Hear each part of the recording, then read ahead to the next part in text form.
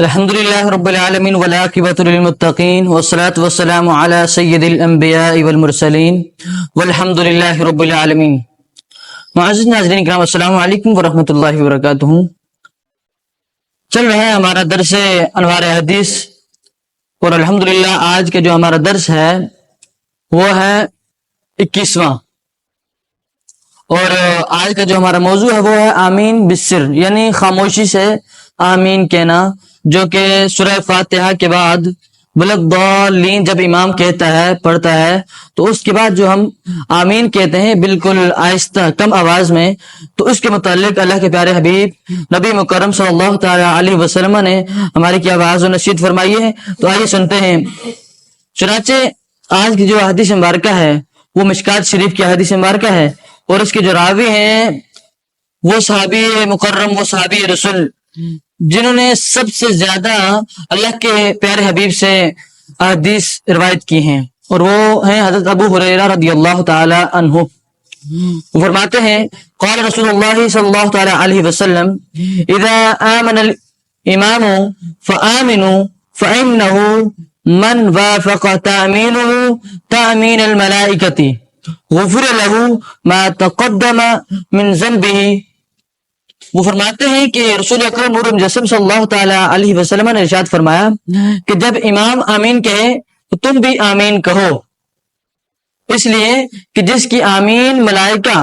یعنی فرمایا جس کی آمین ملائکہ کی آمین کی طرح ہوگی، تو آگے فرمایا غفر له ما تقدم من ذنبه، فرمایا اس کے پچھلے گناہ، یعنی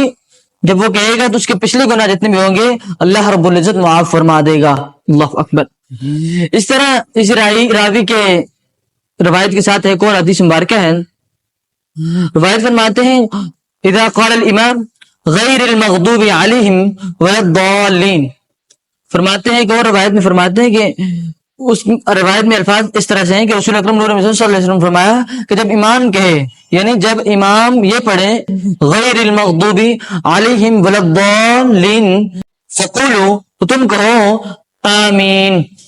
آمین کہو۔ فإنه من وافق قولوا قول الملائکۃ غفر له ما تقدم من ذنبه، فرمایا کہ جب امام کہے ولا الضالین تو تم کہو آمین، اور یہ اس کا آمین فرشتوں کے آمین کے موافق، یعنی جس طرح انہوں نے کہا اس طرح اگر اس شخص نے کہا تو اس کے ما تقدم من ذنبہ، جو گزشتہ اس کے گناہ ہوں گے تو اللہ تعالی اس کے گناہوں کو معاف فرما دے گا۔ سامعین وقار، میرے ناظرین کرام، اس حدیث مبارکہ میں جو ہمیں کہا گیا کہ آمین بالسر، یعنی آہستہ کے ساتھ آمین کہنا ہے، تو اس کے متعلق چند باتیں آپ آباد سماعت نظر کریں۔ پہلی بات اس طرح سے ہے کہ جو آمین کہنا ہے، لفظ آمین ہے، تو ہم نے کب کہنا ہے؟ تو اس بات کا ہمیں یہ علم ہوتا ہے کہ اول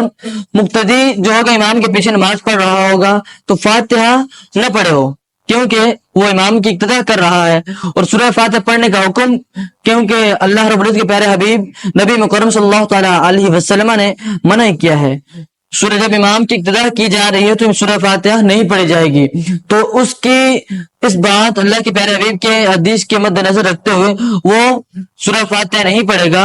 اور یوں فرماتے ہیں امام فرمائے گا کہ ولضالین کہے تو پھر وہ کہے آمین۔ تو یہ معلوم ہوتا ہے کہ مقتدی صرف آمین کہے گا، ولضالین کہنا امام کے لیے ہے اور آمین کہنا مقتدی کے لیے ہے۔ اور دوسری بات یہ بھی ہے کہ آمین جو ہوگا یہ آہستہ کہنا ہے،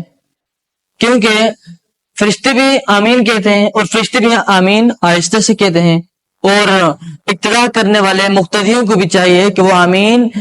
جو کہیں گے وہ آہستہ بالکل کم آواز میں کہیں گے۔ تو لہٰذا ہمیں یہ معلوم ہوتا ہے کہ بلند آواز میں آمین کہنا، یہ بلند آواز میں آمین نہیں کہی جائے گی بلکہ بالکل آہستہ سری آواز میں آمین کہی جائے گی۔ تو اللہ تعالی ہمیں اللہ کے پیارے حبیب نبی مکرم صلی اللہ تعالی علیہ وسلم کے فرامین پر عمل پیرا ہونے کی توفیق عطا فرمائے، اور ہمیں اس پیغام کو دوسرے لوگوں تک پہنچانے کی توفیق عطا فرمائے۔ آمین ثم آمین۔